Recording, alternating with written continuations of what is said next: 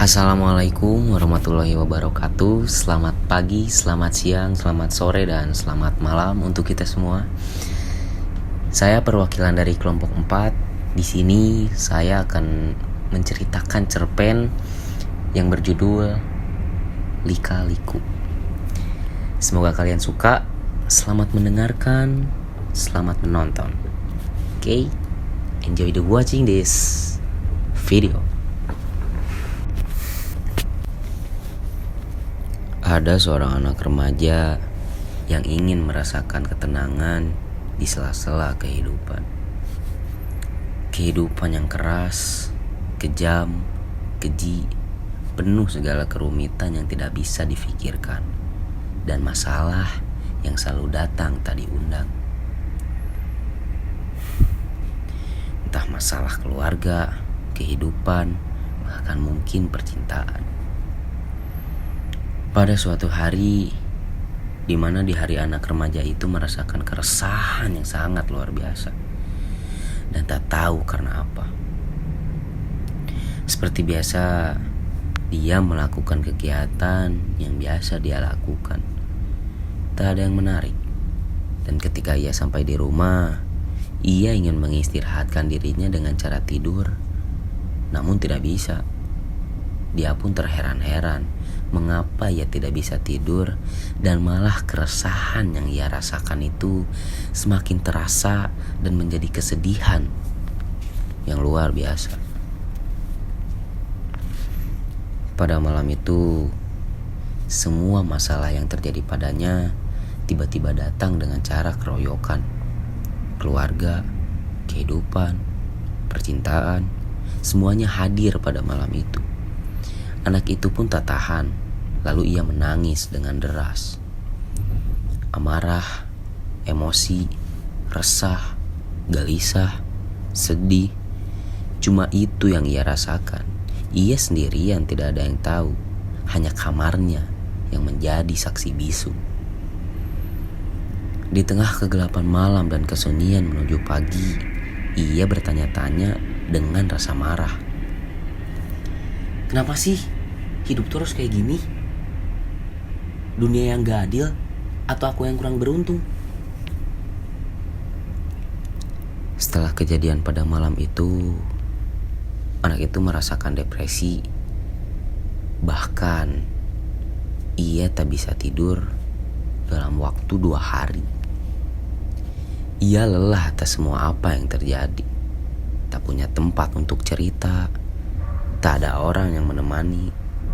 Bahkan keluarga sendiri tak ada satupun yang peduli. Hanya bertemankan sepi dan malam yang gelap sunyi. Dia bertanya-tanya, jika semua rasa bisa kita cipta, kenapa harus ada hati yang terluka oleh lara?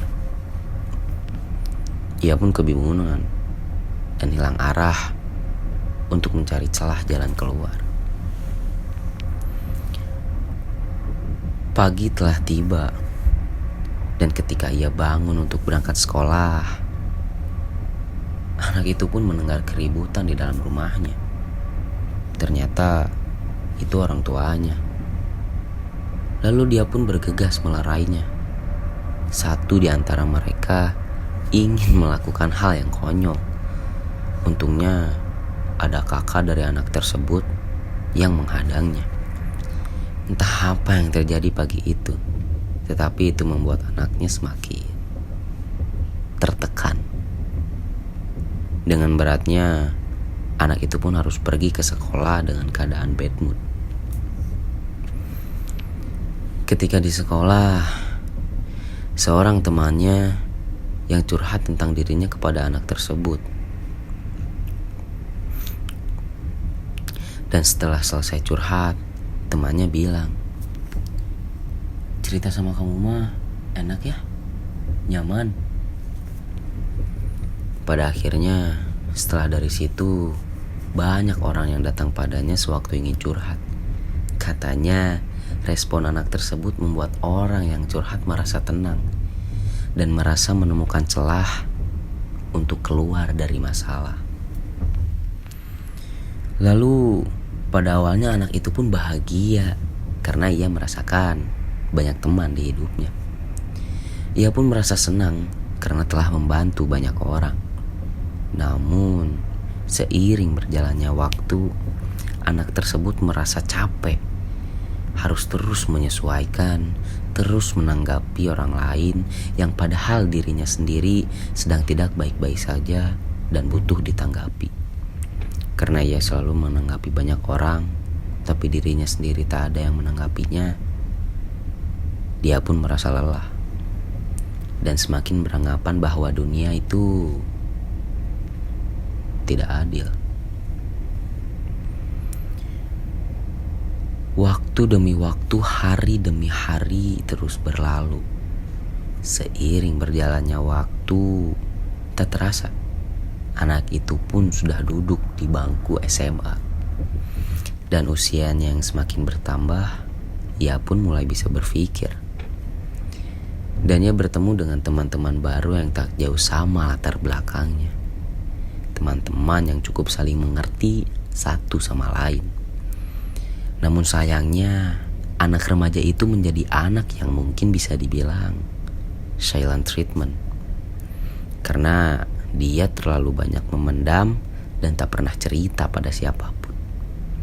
Dia mungkin bisa bercerita, namun dia bingung harus memulainya dari mana.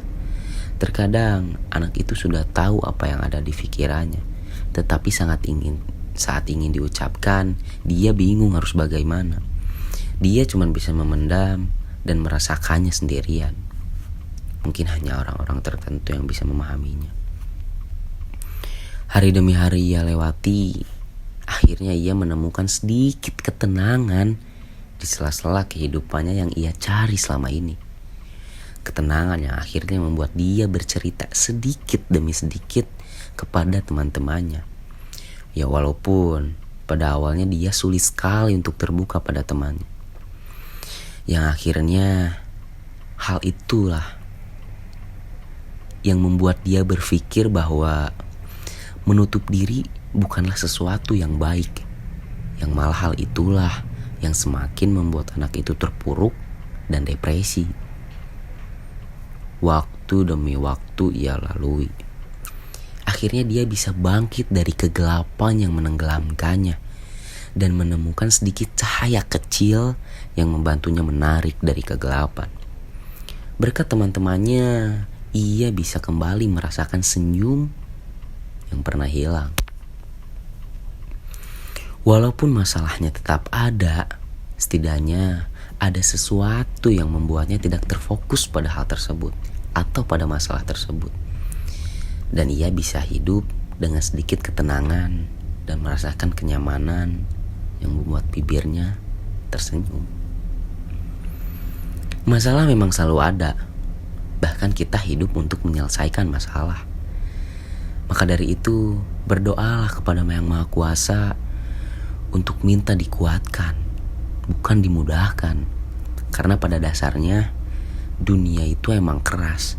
Jadi tidak bisa kita meminta untuk mudah, tetapi kita yang harus kuat.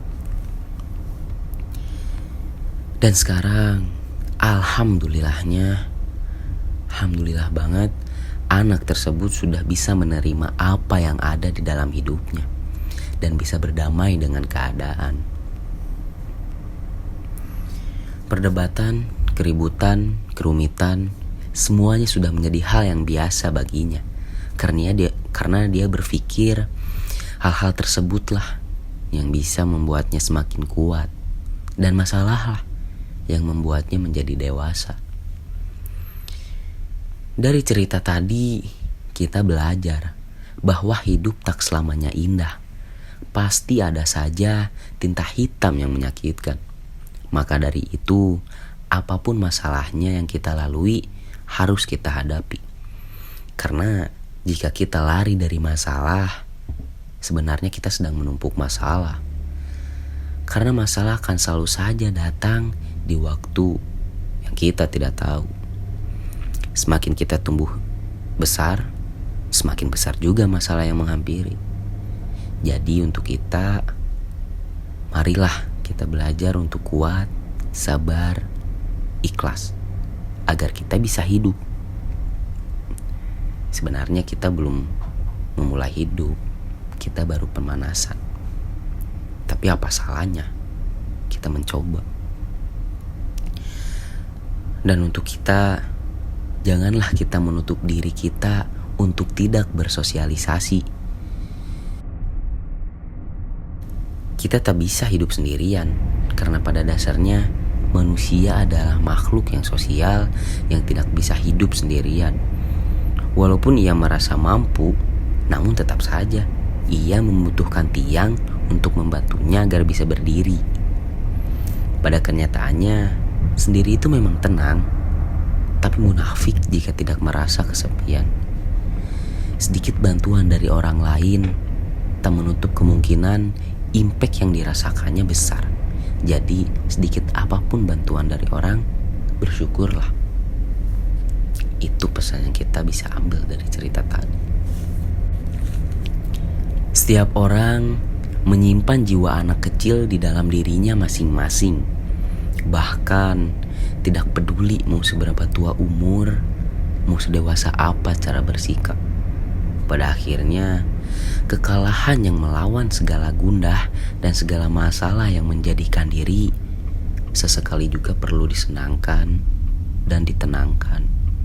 Perlu dipeluk saat semuanya mulai pelik. Perlu didengarkan ketika ia berbagi cerita, entah kepada siapa saja.